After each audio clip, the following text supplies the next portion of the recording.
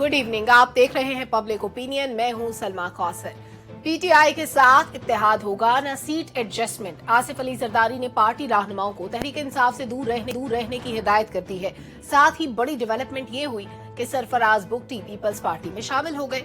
यानी मुफाहमत के बादशाह आसिफ जरदारी अभी तक जोड़ तोड़ में मसरूफ है। उनके हरीफ नवाज शरीफ तो टिकटें बांटने के मरहले पर आन पहुंचे हैं। परेशानी की बात तहरीक इंसाफ के लिए है, जिनके पास टिकट्स तो हैं, उनके बकौल मकबूलियत भी है, लेकिन टिकट लेने वाला कोई नहीं। अब इलेक्शन के लिए बिसात तो बिछ चुकी है। 8 फरवरी को इलेक्शन होने में कोई रुकावट बाकी नहीं, लेकिन इसके नतीजे में आने वाले इस्तेहकाम पर अब भी सवालिया निशान है। सियासी रहनुमाओं को खदशा है कि 2018 जैसे इलेक्शन हुए तो कोई कबूल नहीं करेगा। अगर इलेक्शन न माने गए तो इस्तेहकाम कैसे आएगा? फिर नवाज शरीफ जो दोबारा एंटी एस्टैब्लिशमेंट बयानियां बनाने का तासुर देते हैं लेकिन कामयाब नहीं हो पाते, ऐसे में नवाज शरीफ की सियासत कहां खड़ी है, ये आपको बताएंगे। और दूसरे सेगमेंट में उन सबूतों पर बात होगी जो साबित करते हैं कि पाकिस्तान में दहशतगर्दी के लिए अमरीकी असलहा इस्तेमाल होता है। ये जदीद असलहा दहशतगर्दों के पास आता कहां से है? इस वक्त 7 अरब से ज्यादा का असलहा तालिबान के पास है, जिसमें से काफी बड़ी तादाद में जदीद हथियार पाकिस्तान मुखालिफ शिद्दत पसंदों के हाथ भी लग चुके हैं। मोहम्मद अली दुरानी ने बड़ा सवाल उठाया है कि दहशतगर्दों के पास अमरीकी असलहा आखिर कहां से आया। इस सवाल का जवाब ढूंढने की कोशिश करेंगे और आखिर में डिस्कस करेंगे इस्लामाबाद के हालात से मुतालिक, जिसे डाकुओं के रहमो करम पर छोड़ दिया गया है। आए दिन डकैतियां मामूल बन चुकी हैं और हालिया वाक़े में पुलिस कांस्टेबल बेटे समेत शहीद हो गए। कराची कंपनी में भी फायरिंग का वाकया हुआ। पैदर पे रोज की वारदातें मामूल बन चुकी हैं। अगर इस्लामाबाद के हालात ये हैं तो मुल्क के बाकी शहरों का हाल क्या होगा? इस सब पर बात होगी, लेकिन हमेशा की तरह आज की बड़ी डेवलपमेंट से आगाज करते हैं। एहतशाम साहब, सरबुगटी हुकूमत में रहते हुए, एस्टैब्लिशमेंट के करीब होते हुए सब जानते हैं कैसे वो जरदारी साहब के साथ मिल गए। सरकारी हलकों में, गैर सरकारी हलकों में एक बड़ा सवाल उठ रहा है कि ये सब कुछ आखिर हुआ कैसे? क्या नवाज शरीफ को कोई पैगाम दिया जा रहा है या जरदारी साहब का ये कोई स्मार्ट मूव है? अच्छा सवाल है सलमा आपका। देखें, 2 चीज़ें हैं मेरे ख्याल में बड़ा वाज़ेह तौर पे हमें समझ जानी चाहिए। पहली तो बात यह है कि ये अनवार काकड़ साहब के बड़े करीब हैं, वही उनको लेके आए हैं जो हमारे केयरटेकर प्राइम मिनिस्टर हैं। और दूसरा आप ये देख लें सलमा कि ये अपने सरफराज बुगटी साहब ये आज़ाद इलेक्शन जीता था उन्होंने जब पॉलिटिक्स में आए थे, फिर MPA का इलेक्शन जीता था, फिर ये शामिल हो गए थे PMLN में, फिर PMLN में बलूचिस्तान की हुकूमत के ये इंटीरियर मिनिस्टर भी रहे। उसके बाद ये बाप पार्टी में शामिल हो गए थे। बाप पार्टी के बाद आपने देखा ये हुआ। अब ज़्यादा सरप्राइजिंग ये है कि कुछ दिनों से जो खबरें आ रही थी यही था कि ये मोस्ट लाइकली जो है ना PMLN में चले जाएंगे।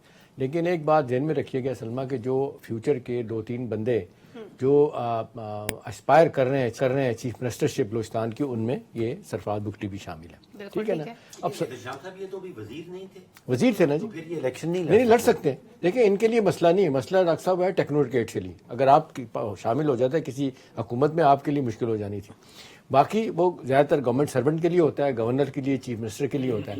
ये जो है ना पब्लिक लाइफ में बेशुमार आपने देखा होगा वजीर जो है ना वो हिस्सा बनते हैं। वो कंवर दिलशाद साहब जो सेक्रेटरी थे, जब मैंने पढ़ा आर्टिकल उनका, कह रहे थे हाँ, उन्होंने दो चीज़ें बताई, हो भी सकता है नहीं भी हो सकता। उन्होंने एक आर्टिकल 54 का हवाला दिया इलेक्शन अपना पॉलिटिकल पार्टीज का, लेकिन बुगटी साहब इलेक्शन लड़ बिल्कुल लड़ सकते हैं, इसमें मुझे कोई शुबा नहीं है। और बड़ा क्लिस्टर क्लियर है ये कि ये क्योंकि सियासतदान है, ये टेक्नोक्रेट्स नहीं है, ये फॉर्मर गवर्नर या चीफ मिनिस्टर नहीं रहे, उनके लिए ज्यादा या अब असल सवाल है कि सरप्राइजिंग एलिमेंट कैसे हुआ। अब यह है कि कुछ लोगों का ये कहना है डॉक्टर साहब, अनवर साहब, ये कि जी कुछ ना कुछ लॉलीपॉप कहें या कुछ ना कुछ सपोर्ट एस्टैब्लिशमेंट ने जरदारी साहब को भी देनी है। जरदारी साहब का गिला है कि जी आपने सारे के सारे बंदे अपनी तरफ ले गए हैं, और वो बंदे जो है ना जो सिंध में मेरे लिए मुश्किलात पैदा कर रहे हैं, नवाज शरीफ साहब ने वहाँ जाके अपना जिस तरीके से गेम बनाई है MQM के साथ मिलकर, बाकी लोगों के साथ हमें आपने बिल्कुल साइड लाइन कर दिया। और बलूचिस्तान में हमारा बड़ा स्टे उठ रहा था, हमने तो बड़े काम दिखाए थे। मुजंजो को हमने कैसे हटाया था, कैसे लगाया था, फिर संजरानी साहब को कैसे चेयरमैन सेनेट बनाया था, ये आप भूल गए। बहरहाल अब कहने वाली बात यह है कि ये अभी आहिस्ता आहिस्ता मामला खुलेगा, लेकिन एक चीज़ तय है कि ये एक बड़े ज़बरदस्त कंटेस्टेंट हैं, ये हिस्सा लेने के लिए बिल्कुल तैयार हैं, ये चाह रहे हैं कि नहीं बने। अब देखना होगा कि ये बाप पार्टी या बाकी पार्टियाँ मिलकर वहाँ पे क्या करती हैं। दूसरी बात है कि नवाज शरीफ साहब ने जो आज लेटेस्ट खबरें आई हैं सलमा, वो यही है, अपने लोगों को यही कह रहे हैं कि मैंने इस दफ़ा किसी को नाराज़ नहीं करना, ठीक है, सबको साथ लेके चलना है। लेकिन एक खामोश जो कंपटीशन उनका हो रहा है ना सलमा, वो है पीपल्स पार्टी के साथ। पीपल्स पार्टी वाले तो खुल के उनके खिलाफ बयानबाजी कर रहे हैं। बिलावल भुट्टो साहब देख लें, मैं देख रहा था वो मुराद अली शाह साहब भी बड़े बोले हैं और उसके बाद खुर्शीद शाह साहब भी बोल रहे हैं, सारे बोल रहे हैं, लेकिन इधर से इनको मना किया गया कि जी आपने इनके खिलाफ, सिवाय इसके कि आपने देखा वो अपने ख्वाजा साद रफीक साहब ये कहते हैं कि हम पीपल्स पार्टी वालों को कहेंगे कि हमारा मुंह ना खुलाएं तो अच्छा है, ठीक है ना। तो मेरा ख्याल है ये बदलते हुए मामलात हैं और सियासत में आपने देखें कोई आइडियोलॉजिकल कोई चीज़ नहीं है, कोई नजरियाती नहीं है, पावर पॉलिटिक्स है, कोई किसी वक्त कहाँ पे भी जा सकता है, ये कोई बड़ा इशू नहीं है। बिल्कुल ठीक है। इरफान सिद्दीकी साहब का भी ऐसे एक स्टेटमेंट था, उस पर भी आगे चल के बात करेंगे, लेकिन अभी तो डॉक्टर साहब हम तो पंजाब पे नजरें लगाए बैठे थे, इधर बलूचिस्तान में हलचल शुरू हो गई। अब असल गेम या असल जो खेल है वो पंजाब में या बलूचिस्तान में? सलमा, बलूचिस्तान में तो टोटल 16 सीटें हैं। हाँ। तो वहां पे 16 सीटों में आप क्या कुछ बिगाड़ लेंगे या क्या कुछ बना लेंगे। तो असल खेल तो वही है जिसकी हम हमेशा बात करते हैं, जो मुल्तान से पिंडी तक के दरमियान के हलके हैं। 141 जी 141 वो सीटें पूरे पंजाब के हैं। तशाम पूरे साहब, यहाँ पंजाब पे कोई के। 90-95 सीटें पूरे बनती हैं पंजाब के। मुल्तान और वहाँ, क्योंकि वो 2 दर्जन फिर आपके साउथ पंजाब में चली जाती हैं। ये 90-95 सीटें जो हैं जो मुल्तान और रावलपिंडी के दरमियान में हैं, जो पार्टी यहाँ पे जीतेगी वो सेंटर में हुकूमत बनाती है तारीखी तौर पे। जो यहाँ नहीं जीत सकती उसका कोई वो हुकूमत नहीं बना सकेगी वहाँ पे। अच्छा, अब 2 चीज़ें हैं। एक तो इस इलाके में जिसकी हम बात कर रहे हैं, पिंडी से मुल्तान तक, यहाँ हवा जो है वो हम हमेशा कहते हैं वो चल रही है एन के हक में।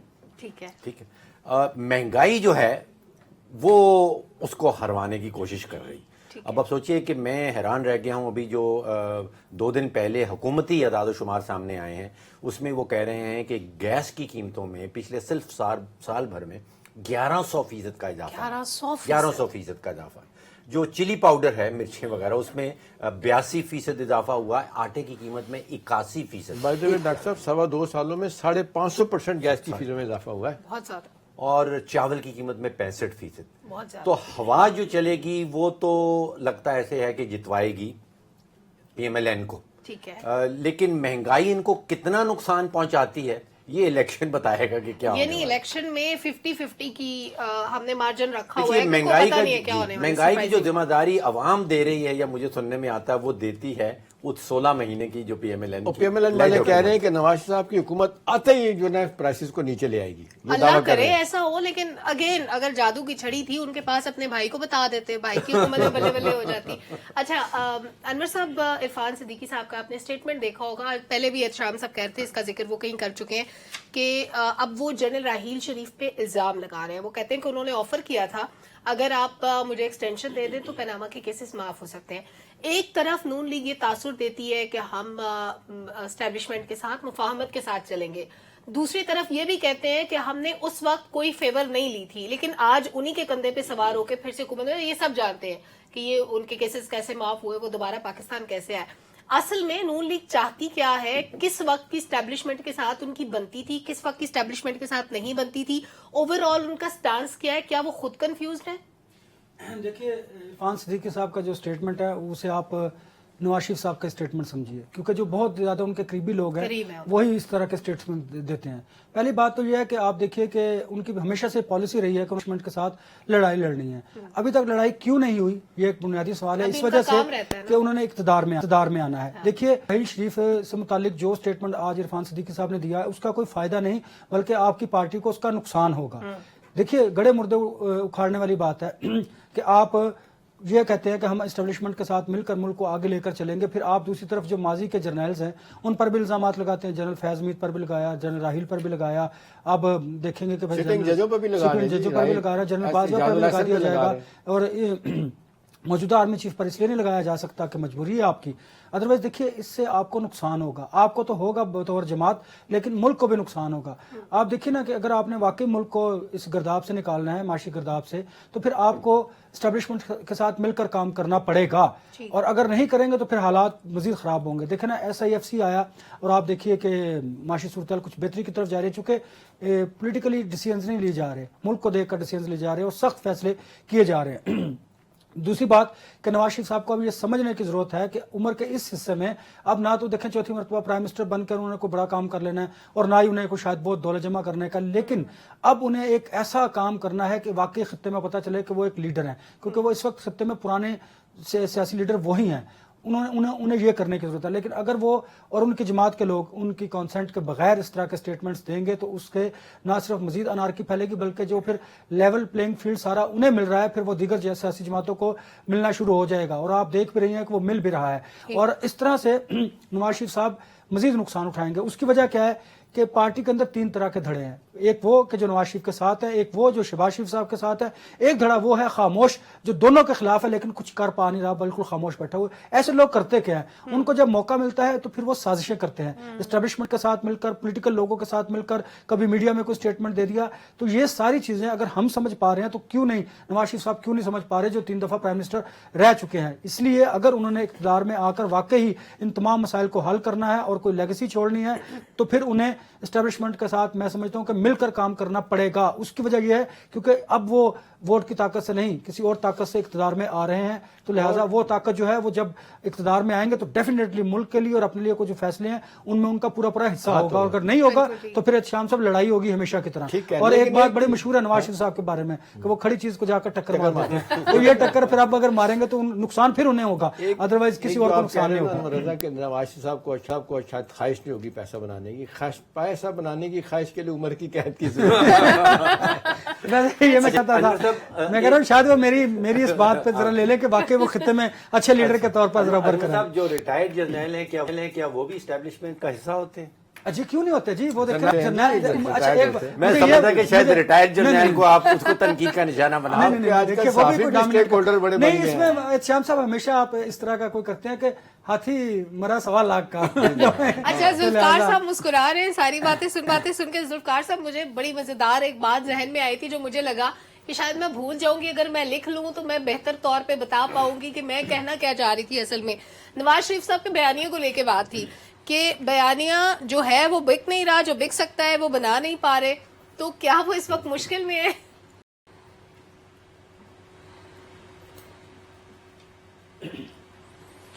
دیکھیے سلمہ, نواز شریف صاحب پریکٹیکلی 3 دفعہ پرائم منسٹر بنے, جیل بھی گئے, 2/3 میجورٹی بھی ان کو ملی, وہ بہت موت کے قریب سے بھی وہ واپسی ہوئی, ڈیل بھی ہوئی, باہر چلے گئے, پھر دوبارہ جیل میں گئے, دوبارہ باہر چلے گئے, 2 دفعہ بچ کے چلے گئے. کسی صاحب نے اسی طرح جیسے ہم مشورے دے رہے ہیں, ایک صاحب نے ان کو مشورہ دینے کی کوشش کی. انہوں نے کہا کہ جی جب بھی آپ کا اقتدار آتا ہے تو آپ فوج کے ساتھ لڑ پڑتے ہیں. تو انہوں نے کہا کہ بھائی مجھے پتہ ہے کہ کب لڑنا ہوتا ہے, کب صلح کرنی ہوتی ہے, کب جیل جانا ہے اور کب جیل سے نکلنا ہے. اور پیپلز پارٹی ہمیشہ اقتدار لیتی ہے لاش دے کر, ہم لاش کے بغیر اقتدار میں آتے ہیں.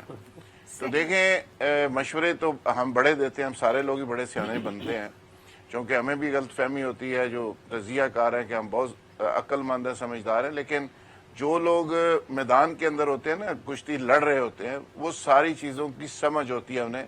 جو باہر بیٹھے ہوئے تھے ایگزائل کے اندر, وہاں سے آ کے وہ شخص کس طرح اس نے ریڈ کارپٹ استقبال لیا, کس طرح بڑا جلسہ کیا, پورا سسٹم اس کو فیسیلیٹیٹ کر رہا ہے, اور کس طرح وہ اقتدار کے قریب تر پہنچ چکا ہے.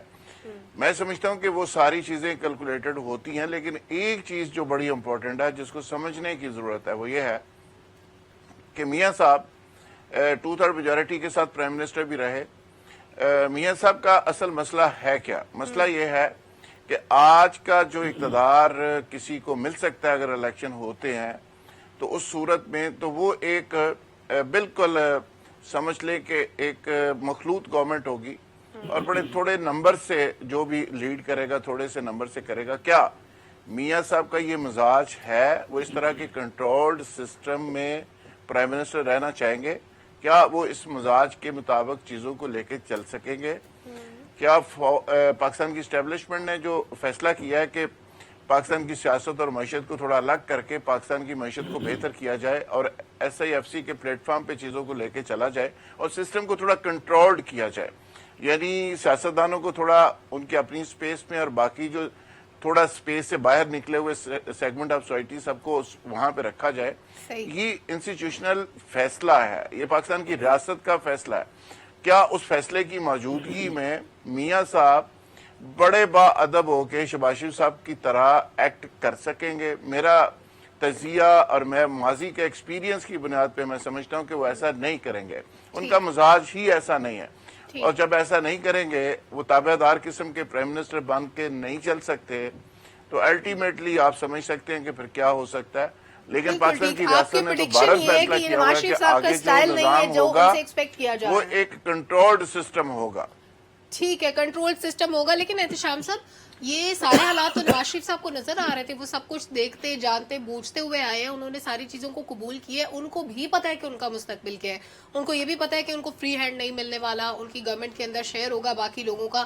جیسے پی ڈی ایم والی حکومت چلتی رہی اسی طرح یا اس سے بھی مشکل حالات میں آئندہ حکومت بھی چلے گی. تو پھر اگر یہ نواز شریف صاحب کے مزاج کے خلاف ہے, انہوں نے یہ چیلنج قبول ہی کیوں کیا؟ دیکھیں, اب یہ جو کہا جا رہا ہے کہ اگلی حکومت جو ہے نا پی ڈی ایم پلس ہوگی, اس کا مطلب یہ ہے کہ یہ بڑا واضح طور پہ میرا خیال اب ہم پریڈکٹ کر سکتے ہیں کہ اتنا مشکل نہیں ہے کہ آئندہ آنے والا جو پولیٹیکل سینیریو بن رہا ہے, الیکشن ہوتا ہے, جبکہ ڈیفینیٹلی اب تو میرا خیال ہے کوئی گنجائش نہیں کہ ہم کہیں کہ نہیں ہوگا 8 فروری کو جس انداز سے سپریم کورٹ نے اسرٹ کیا ہے. تو یہ اب یہ لگ رہا ہے کہ دیکھیں نا, آج بھی لوگ کہہ رہے ہیں کہ جی 70 سے 80 سیٹیں, اگر یہ ٹرن آؤٹ جو ہے نا اگر بہت چھوٹا رہتا ہے, یعنی 25-30% رہتا ہے, تو 70 سے 80 یہ لے سکتے ہیں. اگر یہ 80 سے 90 سیٹیں اس وقت آئیں گی کہ ٹرن آؤٹ 45 سے 50 کے قریب ہو. دیکھیں یہ ifs اینڈ بٹس کی بات ہے, لیکن اصل بات سلمہ یہ ہے کہ جس طرح کہا جاتا ہے کہ نریندر مودی کے بارے میں, اب تیسری مرتبہ الیکشن انہوں نے لڑنا ہے 2024 میں اگلے سال. اب وہ کہتے ہیں کہ انہوں نے بھی لیگیسی بہت اب کوئی چھوڑ کے جانی ہے, پاکستان کو سامنے رکھ کے الیکشن لڑتے ہیں. ابھی یہی بات نواز شریف صاحب کے بارے میں کہی جا رہی ہے. اب مجھے ذاتی طور پہ علم ہے کہ کچھ لوگ ان کو یہ مشورہ ڈاکٹر صاحب دے رہے ہیں کہ دیکھیں یہ لڑائی لڑنا تو آپ جب بھی چاہیں گے لڑ سکتے ہیں, لیکن اصل بات ہے کہ آپ کی لیگیسی کیا ہونی چاہیے. سوال لوگ کہہ رہے ہیں, پوچھ رہے ہیں کہ اسٹیبلشمنٹ کے اپنے اہداف ہوتے ہیں, اسٹیبلشمنٹ کئی حوالوں سے کہتی ہے کہ ادھر مداخلت کریں ادھر نہ کریں, لیکن 70-80% جو فری ہینڈ ہوتا ہے ایک پرائم منسٹر کو کام کرنے کے لیے کہ آپ اپنی اکانومی کو کیسے ٹھیک کرنا ہے, گڈ گورننس کیسے دینی ہے, آپ نے لا اینڈ آرڈر کو کیسے بہتر کرنا ہے, اداروں کو کیسے وائبل بنانا ہے اکنامیکلی, ایف پی آر کو کیسے ٹھیک کرنا ہے, اس میں تو کوئی آپ کو نہیں روک رہا ہوگا. میرا خیال ہے لیگیسی چھوڑنے کا طریقہ یہی ہے. آج بھی بیٹھ کے باتیں کر رہے تھے کہ جی حیدرآباد سے آگے سکھر سے حیدرآباد کیوں نہیں بنی موٹر وے, اور یہ نہیں ہوا وہ نہیں ہوا.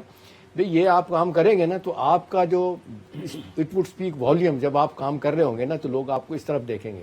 لہٰذا آپ کو ضرورت نہیں پڑے گی لڑائی لڑنے کی ضرورت. سلمہ, ہم نے یہی دیکھا ہے کہ اس وقت اسٹیبلشمنٹ کے ساتھ ہوتی ہے کہ جب آپ کچھ کمٹمنٹ کر کے ان کے ساتھ آتے ہیں اور کمٹمنٹ سے ہٹ جاتے ہیں. ابھی یہی باتیں لوگ کر رہے ہیں نا, عمران خان صاحب کے بارے میں لوگ یہی باتیں کرتے ہیں کہ جو ان کو لے کے آئے لانے والے. اب تو یہ میرا خیال ہے کوئی ایسی ڈھکی چھپی بات نہیں رہی کہ نہ جس طریقے سے قاسم کے ابا کو لایا گیا اور پھر انہوں نے سینگ پھنسائے, لڑائی کی اور پھر اپنا نقصان کیا.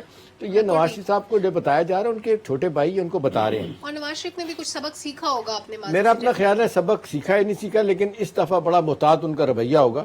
وہ اوائڈ کریں گے کلیش کرنا, وہ اوائڈ کریں گے کہ میں اب یہ 4 سال 3 سال جتنے بھی ہیں میں کچھ ایسا کر دوں کہ لوگ یاد رکھیں. شام صاحب, آئی تھنک یہ ملک کے لیے اور ان کے لیے بھی بہتر ہوگا. بالکل صحیح, بالکل ٹھیک ہے. اچھا, ابھی تک ہم پی ٹی آئی کو زیر بحث آج کے پروگرام میں نہیں لا سکے. پی ٹی آئی بظاہر تو یہی لگتا ہے کہ ان کی مقبولیت موجود ہے, وہ لوگ کلیم یہی کرتے ہیں. اور اس کے بعد ایک اگر آپ نے سوشل میڈیا پہ ڈاکٹر صاحب آپ نے بھی دیکھا ہو کہ ایک ویڈیو وائرل ہے جس میں ان کا جو ورچوئل جلسہ تھا اس میں کس طرح بورڈز کو ایکٹیو کیا جاتا ہے کامنٹس وغیرہ کے لیے, وہ بھی دکھایا جا رہا ہے. پی ٹی آئی کی آپ کی نظر میں خوبیاں اور خامیاں کیا ہیں, کیسے ایویلویٹ کریں پی ٹی آئی کا اس پارٹ؟ سلمہ, 90,000 سے کسی پوائنٹ پہ وہ ورچوئل جلسہ اوپر نہیں گیا. 90,000 کی پیک تھی جو اس کو واچ کر رہے تھے, اور اس کے خلاف وہ کہہ رہے یہ تھے کہ 10 لاکھ لوگ واچ کر رہے تھے. ایکچولی 90,000 سے اوپر میں نے اس کی ریٹنگ جاتی نہیں دیکھی. دیکھیے, 1 کروڑ اور 70 لاکھ ووٹ لیے پی ٹی آئی نے 2018 کے الیکشن میں, یہ حقیقت. اور اس کے الیکشنز کے بعد اب جو سینسس ہے جس کی ہم ہمیشہ بات کرتے ہیں, لگ بھگ 2 کروڑ اضافی ووٹر آئے ہیں, وہ جو 18 سے 35 سال کے درمیان میں ہیں. اور اس میں اگر آپ جمع کر لیں کہ چائنیز اسمارٹ فون کی جس طرح قیمت نیچے گری, وہ 18 سے 35 سال 2 کروڑ اضافی ووٹر اور چائنیز اسمارٹ فون اور کمیونیکیشن جو اسٹریٹجی ہے وہ وہ سب سے زبردست جو ہے وہ پی ٹی آئی کی, وہ جو سوشل میڈیا کے اوپر اپنی کیمپین چلاتی.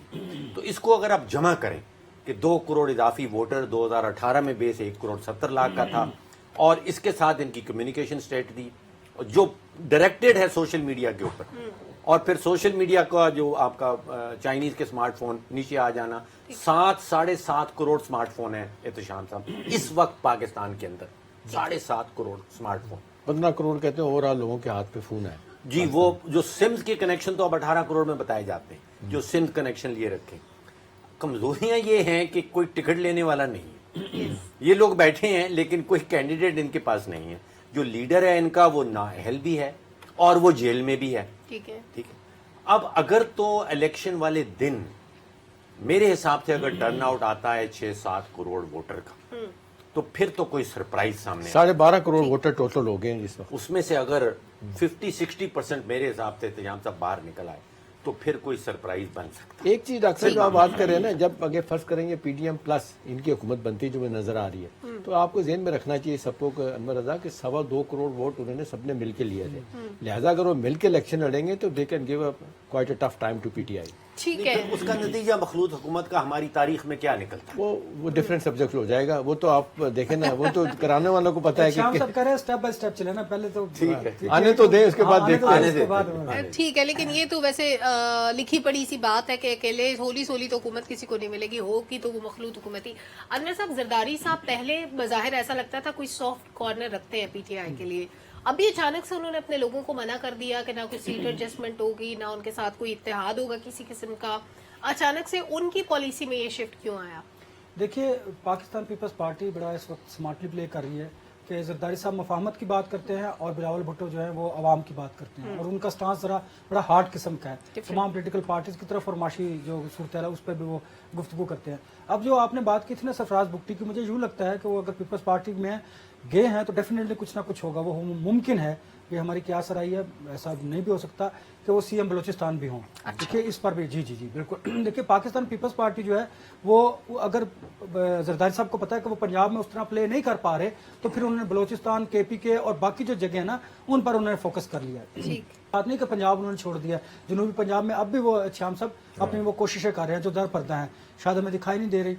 दूसरी वजह यह है कि देखिए ना कि आपने उसकी पीटीआई की बात की, पीटीआई का अलमिया क्या है, वो पार्लियामानी सियासत कर ही नहीं पा रहे, उनके कैंडिडेट्स नहीं है उनके पास। और दूसरी बात ये बात, जब कैंडिडेट थे तब भी तो नहीं कर पाए, तब भी तो पार्लियामेंट से भाग गए थे। नहीं, उनको शायद है कि वो पार्लियामेंट के बाहर रहकर वो इस तरह का हार्ड स्टांस लेंगे और सड़कों की सियासत करेंगे तो उन्हें फायदा होगा, उससे नुकसान उन्हें भी होगा और मुल्क को भी होगा। अब जो आप इंतखाबात की बात करती हैं, अगर तो 30% लेस रहा आपका टर्नओवर, तो फिर तो जो मतलूबा नताइज, मसबन नताइज जैसे हम कहते हैं, वो तो हासिल हो जाएंगे।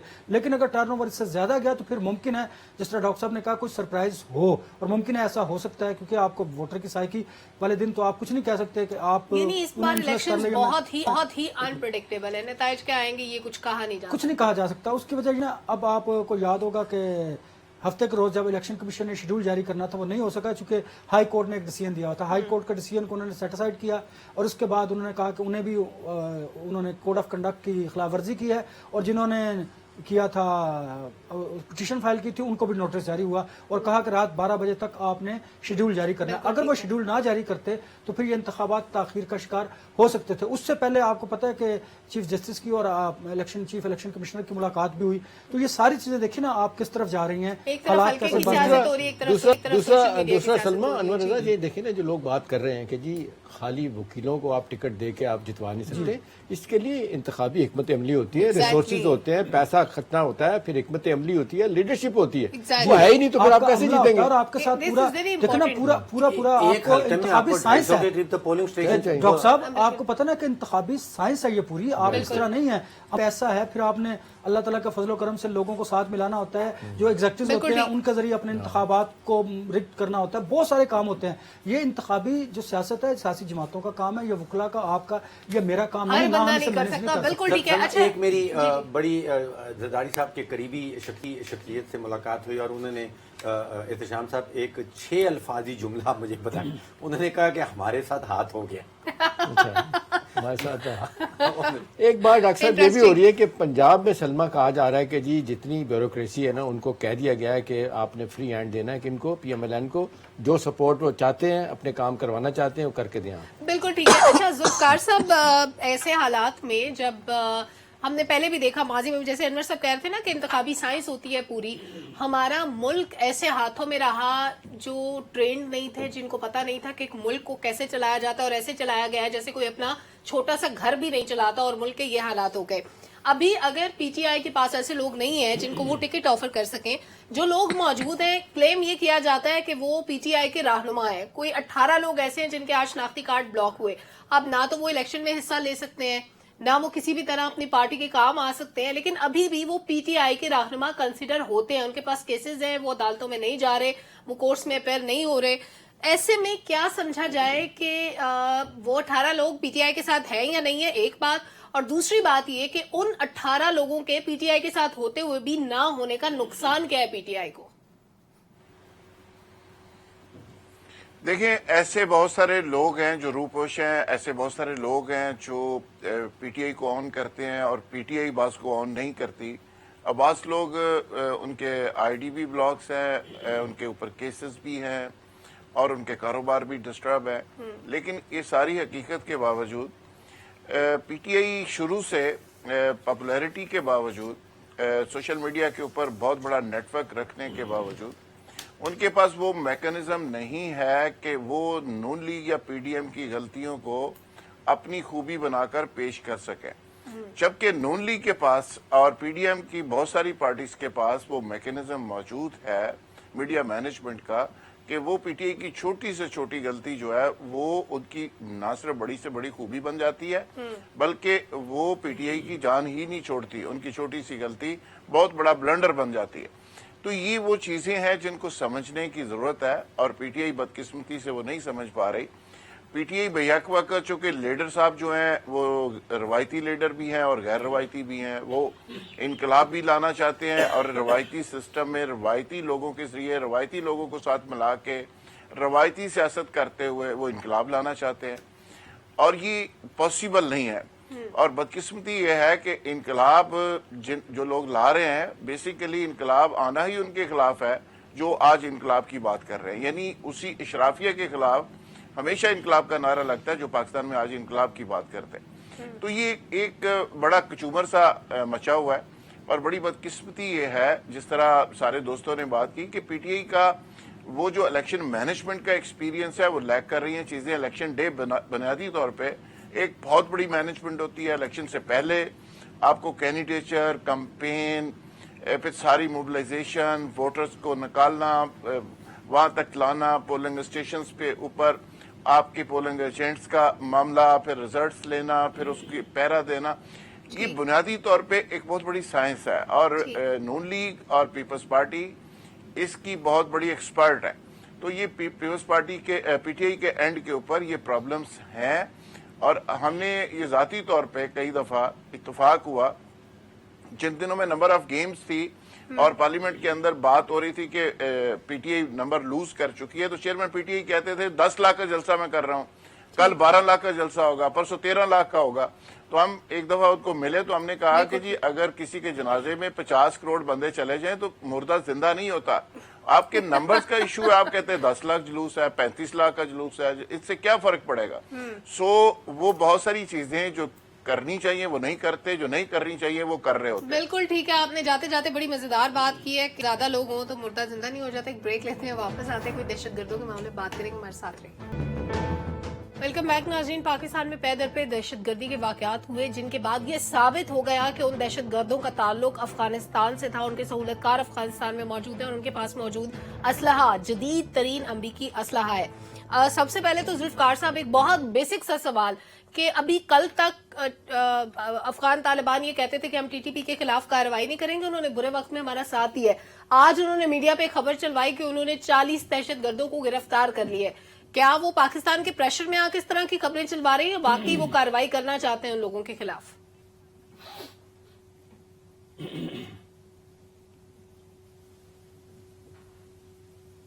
ذوالفقار صاحب کی آواز نہیں آ رہی مجھے۔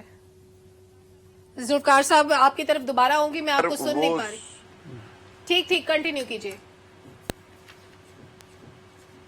جی سلمہ، میں یہ کہہ رہا ہوں کہ دیکھیں، اس کو پریشر کہہ لیں یا ان کو ریئلائزیشن کہہ لیں کہ ان کو سمجھ ہے اس بات کی کہ وہ پاکستان کے ساتھ بگاڑ کر وہاں پہ سروائیو نہیں کر سکتے۔ جس طرح پاکستان کے اوپر ان کا انحصار ہے، ان کی پوری آبادی کا انحصار ہے، تاجروں کا انحصار ہے، پوری یہاں سے بے شک وہ سمگلنگ کریں یا جائز ان کی ٹریڈ ہو، سارا کا سارا प्रेशर पाकिस्तान के ऊपर आता है और पाकिस्तान ये प्रेशर कई सालों से झेल रहा है। अब पाकिस्तान ने थोड़ा सा अपने सरहदों को ठीक किया है, थोड़ा सा उनको एक मैसेज दिया है और दहशतगर्दी के हवाले से दो टोक मैसेज दिया है, तो उसके बाद वो रियलाइज करना शुरू हो गए हैं। ये अलग बात है कि भारत की बहुत ज्यादा इन्वेस्टमेंट है वहां पे, वो बहुत सारे पैसे वैसे दे रहा है और पैसों की शायद उनको बहुत ज्यादा जरूरत है, दोस्तों की नहीं है। लेकिन अब मौलाना फजलुर रहमान साहब ने इसमें रोल प्ले किया है और ये एक खबर मैं आपको दे रहा हूँ कि चूंकि बहुत सारे तालिबान वहां पे जो हुकूमत में है वो फजलुर रहमान साहब के शागिर्द हैं, उनके मदारस से वो फारिग हैं। अच्छा। तो मौलाना साहब ने इस पे एक रोल प्ले किया है, उनके एम्बेसडर भी अफगानिस्तान के आके उनको स्पेशली मिले हैं, तो उसके बाद थोड़ा सा किबला उनका दुरुस्त हुआ है। गवर्नमेंट का प्रेशर अपनी जगह, लेकिन ये बैकडोर जो डिप्लोमेसी है वो भी रियलाइज करवाने के लिए एक काम कर रही है और मौलाना साहब का मौजूदा हालात के अंदर अफगानिस्तान के तनाजर में एक बड़ी इंपॉर्टेंस है। ये मैं आपको समझ ले खबर दे रहा हूँ कि मौलाना साहब एक अहम रोल प्ले कर रहे हैं मौलाना साहब का और रोल इस सब में बहुत अफगानिस्तान की जो गवर्नमेंट है उनको पता है कि पाकिस्तान की कितनी इंपॉर्टेंस है और पाकिस्तान को अगर हमने प्रॉपर तरीके से जवाब ना दिया तो पाकिस्तान ये अहलियत रखता है, सलाहियत रखता है कि पाकिस्तान पर अफगानिस्तान के अंदर घुस के भी क्या करेगा, वो इंडिया की तरह बढ़ के नहीं मारेगा, वो प्रैक्टिकली बहुत कुछ कर सकता है। बिल्कुल ठीक है, उनको मामले की नजाकत का एहसास हो चुका है। आपके ख्याल में अनवर साहब एक और सवाल ये कि अमरीकी असलहा दहशतगर्दों के पास पहुंचता कैसे है? क्या ये ज्यूम कर लिया जाए कि अगर अमेरिका ये कहता है कि हमने अफगानिस्तान में नहीं छोड़ा था तो डायरेक्टली फिर अमेरिका उन दहशतगर्दों को सपोर्ट कर रहा है, या बीच में कोई ऐसा हाथ मुलविस है जो अमरीकी असलहा उन तक पहुंचाता है? नहीं सलमा, अमेरिका डायरेक्टली दहशतगर्दों को सपोर्ट, उसके दो वजूहत है। एक तो देखिए कि जो असला अफगानिस्तान में रह चुका दहशतगर्द वो इस्तेमाल कर रहे हैं, और दूसरा जो असला इंडिया खरीदता है अमेरिकन से वो उन्हें वो देता है दहशतगर्दों को, वो इस्तेमाल करते हैं। इससे होगा क्या, वो देखे ना, इंडिया ये चाहता है कि पाकिस्तान के अमेरिका के साथ ताल्लुकात खराब हों। देख रहे हैं बहुत बड़ी मार्केट है और बहुत बड़ा असला जो है उसके वो खरीदार है जो इंडियंस हैं, वो इंडियंस जो है वो असला खरीद के दहशतगर्दों को देते हैं, दहशतगर्दी में वो असला इस्तेमाल होता है और पाकिस्तान को ये पता चलता है कि ये अमेरिकन असला पाकिस्तान के यहाँ इस्तेमाल हुआ है। देखिए अफगान सरजमीन भी तो पाकिस्तान के खिलाफ दहशतगर्दी में इस्तेमाल हो रही है, वहाँ पे असला जो अमेरिकन छोड़कर चले गए थे वो भी इस्तेमाल हो रहा है, और इंडिया जो कुछ वहाँ से लेता है वो उन दहशतगर्दों को देता है, फंडिंग भी करता है, असला भी देता है, वो भी पाकिस्तान के खिलाफ इस्तेमाल होता है। एक तो वजह यह है। दूसरी वजह यह है कि ये बात बिल्कुल दुरुस्त है कि मौलाना फजल रहमान के साथ साथ केपीके के जो बड़े एल्डर्स हैं जो डोमिनेट करते हैं, मसलन अफरत साहब खटक हो गए और बहुत सारे जो बड़े लीडर्स हैं केपीके के, वो अगर गवर्नमेंट उनको एंगेज करे तो वो अफगानिस्तान के साथ पाकिस्तान के ताल्लुकात को बेहतर करने में मददगार साबित होंगे और दहशतगर्द के वाकयात जो है वो भी कम होंगे। समीउल हक साहब के जो जमात हैं उनका भी बड़ा वहाँ पर इन्फ्लुएंस है, उनके मदरसे से भी बहुत सारे जो फारूक तहसील तलबा जो है वो इस वक्त मौजूद है। जी, अफगान तालिबान में कहते हैं। देखिए ना,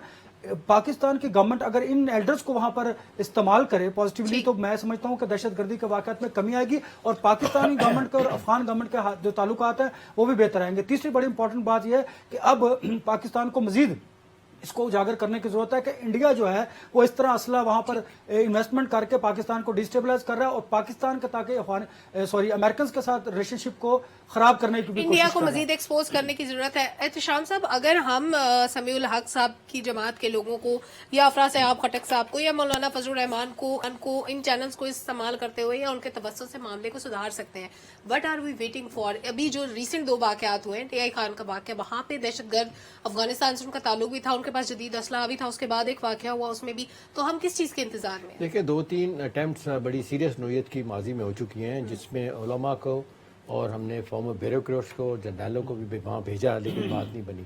देखिए मौलाना फजल रहमान साहब का अनवर रज़ा एक फैक्टर नहीं भूलना चाहिए कि मौलाना फजल रहमान साहब का ज़ाती मफाद भी है। 3 दफ़ा उन पर दहशतगर्दी के हमले हो चुके हैं, सुसाइड बॉम्बिंग के, वहाँ से लोग आते हैं, लिहाजा जो मुलाकात उनकी की है एक ये भी फैक्टर है। भाई ये भी खबर आ रही है कि वो अब जाएंगे अफगानिस्तान, वहाँ जाके बात भी करेंगे। देखिए सलमा, इस वक्त सूरत हाल है कि हमारा region the most weaponize region बन गया है। नॉन स्टेट एक्टर जिस तरह ऑपरेट कर रहे हैं, ये डॉक्टर साहब नेक्सस बना हुआ है, जितने गन रनर्स हैं, उसके बाद दहशतगर्द हैं, फिर ऑर्गेनाइज क्राइम में जो इन्वॉल्व लोग हैं, उनका ये एनडीएस और रॉ मिल के सारा ये काम कर रहे हैं। तो लिहाजा इस सारी सूरत हाल में अगर देखा जाए तो अफगान तालिबान पे इसको बड़ा शदीद दबाव। मुझे तो ज़ाती तौर पर लगता है, मैंने एक साहब से बात भी की थी कि 35 से 40 लोगों को कहते हैं टीटीपी हमने गिरफ्तार किए हैं। ये मुझे लगता है आई वॉश है, सिर्फ इतना शदीद दबाव है उसको दिखाने के लिए कर रहे हैं। तो लोग न्यूज़ एजेंसी को अफगान वजारत दाखिला के तर्जुमान ने ये इंटरव्यू दिया है। لیکن اب ان کو خطرہ پڑ گیا ہے کہ پاکستان اب ایئر سٹرائک کرے گا، کیونکہ یہ 24 لوگوں کی جو شہادت ہوئی ہے نا، یہ نہیں بھلائی جا سکتی. لہٰذا اب جو اف اینڈ بٹ کے ساتھ بات کر رہے ہیں، اور امریکن کا بھی پریشر ہے، اور پھر بار بار آپ دیکھ لیں چائنا نے بھی اس پہ کہا ہے، رشیا نے بھی، سینٹرل ایشیا نے بھی، ایران، ٹرکی نے بھی ان کو کہا ہے کہ جی آپ کی سرزمین مسلسل جو ہے نا استعمال ہو رہی ہے باقی ممالک کے لیے، تو آپ اس کو روکیں. وہ کہاں گیا دوحہ ایگریمنٹ، اس پہ عمل نہیں کر رہے ہیں. آج بھی کوئی شخص ملک آپ کو ریکگنائز اس لیے نہیں کر رہا کہ آپ انشور نہیں کر رہے ہیں. امریکن بھی یہ جو ہے نا اس حوالے سے کہا جا رہا ہے کہ وہ پاکستان کے ساتھ کھڑے ہیں. ابھی ہمارے آرمی چیف گئے ہیں، سنا اس حوالے سے بڑی ڈیٹیل ڈسکشن ہوئی ہے، اس پہ بھی ہم کسی وقت بات کر سکتے ہیں. بالکل ٹھیک ہے ڈاکٹر صاحب، اصل میں یہ دہشت گرد کون سا امریکی اسلحہ استعمال کر رہے ہیں جس کا ہم بار بار ذکر؟ دیکھیے سلمہ، دو چیزیں بالکل واضح ہیں کہ سرزمین افغانستان کی استعمال ہو رہی ہے، اور خاص طور پہ ڈی آئی خان والا جو حملہ ہے اس میں بالکل پکی بات ہے کہ امریکن اسلحہ استعمال ہوا. دیکھیے 2001 سے لے کے 2020 تک تو امریکن فوج یہاں تھی، اور انہوں نے آفیشیلی جو اسلحہ ٹرانسفر کیا افغان نیشنل آرمی کے اوپر، اس میں انہوں نے احتشام صاحب نمبرز دیے ہیں کہ 22,000 بختر بند گاڑیاں انہوں نے دی تھیں، کوئی 6 درجن ہیلی کاپٹرز تھے، اور کوئی 250 گائیڈڈ میں تھے. $7 بلین کا فگر ہے جو اسلحہ چھوڑ آپ دیا ہے. سوچیے 2021 کے بعد یہ ابھی جو ڈی آئی خان والے حملے میں صاف نظر آنے لگا ہے، اس میں سنائپر رائفلز ہیں، بڑی سوفسٹیکیٹڈ رائفلز اگر آپ نے وہ دیکھا ہو. اس کے ساتھ تھرمل سکوپس لگے ہوئے ہیں، جس کا مطلب یہ ہے کہ آپ مکمل اندھیرے میں، آپ نے ڈی آئی خان کا آپ کو یاد ہے یہ رات کے وقت انہوں نے حملہ کیا، تو یہ تھرمل سکوپ جو ہے رائفلز کے اوپر لگے ہوئے، یہ امریکن کمپنیز بناتی ہیں، اور یہ امریکنز ہی یہاں چھوڑ کے گئے ہیں. اور یہ رات کے وقت پھر آپ کو جو ٹارگٹ ہے وہ آپ کو رائفل کے تھرو مکمل صاف طور پہ نظر آتا ہے. تھرمل سکوپس لگے، تو یہ بڑی سوفسٹیکیٹڈ رائفلز ہیں. سرزمین افغانستان کی استعمال ہوتی ہے اور اسلحہ امریکنوں کا، اور یہ American should be held responsible for this. بہت ہی خوفناک صورتحال ہے. اگر اتنا جدید اسلحہ دہشت گردوں کے ہاتھ لگ چکا ہے تو پھر افغان حکومت کو اکاؤنٹیبل ٹھہرانے کی ضرورت ہے. وقت ہمیشہ کی طرح کم بچا ہے. آخری سیگمنٹ کے لیے مختصر کامنٹ میں چاہوں گی 30 سیکنڈز کا. انور صاحب، اسلام آباد کے اندر وارداتیں بڑھتی جا رہی ہیں، پولیس بے بس نظر آتی ہے. ایک ٹائم تھا جب شیخ رشید صاحب وزیر داخلہ تھے، انہوں نے چوکیاں ختم کرا دی تھی. اس کے بعد کرائم ایسا بڑھنے لگا کہ ابھی تک وہ حالات ہمیں بہتر ہوتے نظر نہیں آئے دوبارہ. دیکھیے سلمہ، اس میں بنیادی بات یہ ہے کہ جو پولیس اہلکار ہے وہ خود اس میں انہیں پتہ ہے کہ کہاں کہاں کرمنلز ہیں، ساری ڈیٹیلز ان کے پاس ہوتی ہے. آپ دیکھیں نا، سیف سٹی ہے، اس پہ اربوں روپے لگے ہیں. اگر آپ کا اسلام آباد سیف نہیں ہے اور اس طرح کی وارداتیں ہو رہی ہے تو مجھے بتائیے پاکستان کے دوسرے شہر کہاں سیف ہوں گے. اور دوسری بات یہ ہے کہ آپ کو دیکھیں نا، ناکوں کا ڈر مجھے تو نہیں ہو سکتا، میں پاکستانی شہری ہوں، مجھے اس میں حرج بھی کوئی نہیں. ناکوں سے آپ کو ایک سینس آف سیکورٹی عام شہری کو ہوتی ہے، لیکن خوف جو ہے نا وہ جو دہشت گرد اور کرمنلز ہیں نا ان کے ذہنوں میں ہوتے ہیں. ہمیں، میرا خیال یہ ہے کہ اگر آپ کو ناکے ختم کرنے ہیں تو پھر آپ کو جو آپ کا سیف سٹی سسٹم ہے اس کو مزید مؤثر اور بہتر کرنے کی ضرورت ہے. جو کہ دنیا جدید طرز عمل پر جا رہی ہے.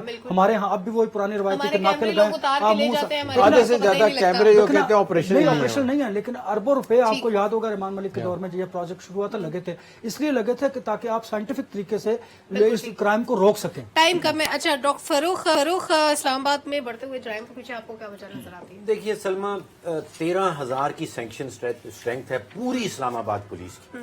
اب 2000 میں ہمارے پاس 8-9 لاکھ لوگ رہتے تھے اسلام آباد میں، اب پہنچ گئے 20 لاکھ. آپ نے سینکشن اسٹرینتھ بڑھائی نہیں ہے. 13,000 پولیس والے، 2 درجن پولیس اسٹیشن، وسائل ان کو دیتے نہیں ہیں. کاغذ ان کے پاس تھانے میں کاغذ تک تو ملتا نہیں ہے. کاریں ان کو دے رکھی ہیں، اس میں پیٹرول نہیں ڈالنے کے لیے پیسے ان کو ملتے. جب سویلین وزارتیں آ جاتی ہیں 80-85 وزیر ہوتے ہیں، آدھی پولیس وہ لے جاتے ہیں. تو یہ ہمیں سوچنا چاہیے کہ ان کو وسائل زیادہ دینے ہیں. یہ 13,000 کی نفری جو ہے یہ بالکل ٹھیک ہے. میرے پاس لاسٹ منٹ بچا 30 سیکنڈ میں. ذوالفقار صاحب بتائیے گا، کیا پولیس کی کیپیسٹی بلڈنگ کے لیے ہم نے گزشتہ 10 سالوں میں کام کیا؟ دیکھیں جی، کیپیسٹی بلڈنگ کی تو اشد ضرورت ہے، پولیس کلچر کو ٹھیک کرنے کی بھی ضرورت ہے، لیکن ساتھ ساتھ جو غربت بڑھ رہی ہے پورے ملک کے اندر، یہ بھی ایک بہت بڑا فیکٹر ہے کرائم کے بڑھنے کا.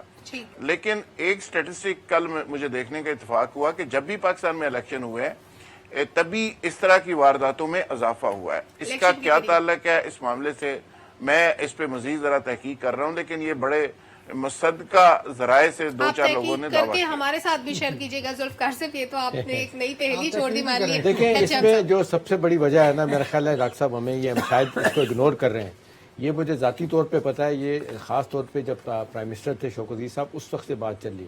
انور رضا، جو ہماری ٹاپ کے لوگوں کی ڈیوٹیز ہیں نا، ان کے لیے وی آئی پیز کے لیے آدھے سے زیادہ اسلام آباد کی پولیس وہاں پہ ڈپیوٹ کی گئی ہے. जब उनसे पूछो वो कहते हैं जी हम क्या करें, हर जगह कहा जाता है कि जी वजीर जा रहे हैं आ रहे हैं आप ज्यादा उनको देखें। मेरे ख्याल है एक तो ये एलिमेंट है, दूसरा ये है कि अब जो कि अफगान यहाँ से जा रहे हैं और अफगानियों के बारे में बड़ा मशहूर है, सच्ची बात है कि वो भी बहुत वारदातों में इन्वॉल्व रहे हैं और ज्यादातर लोगों को पकड़ा भी आपने और वो अभी तक उनके केसेस भी चल रहे हैं। मेरा ख्याल है छोटा सा शहर है सलमा, अगर यहाँ पे गवर्नमेंट अपनी रेट नहीं बरकरार रख सकती तो पूरे मुल्क में एटलीस्ट कैसे इस्लामाबाद को मिसाली पुरअमन शहर बनाना, उसको और तमाम इदारों को मिलकर। पब्लिक ओपिनियन का वक्त खत्म हुआ, इजाजत दीजिए, अल्लाह हाफिज़।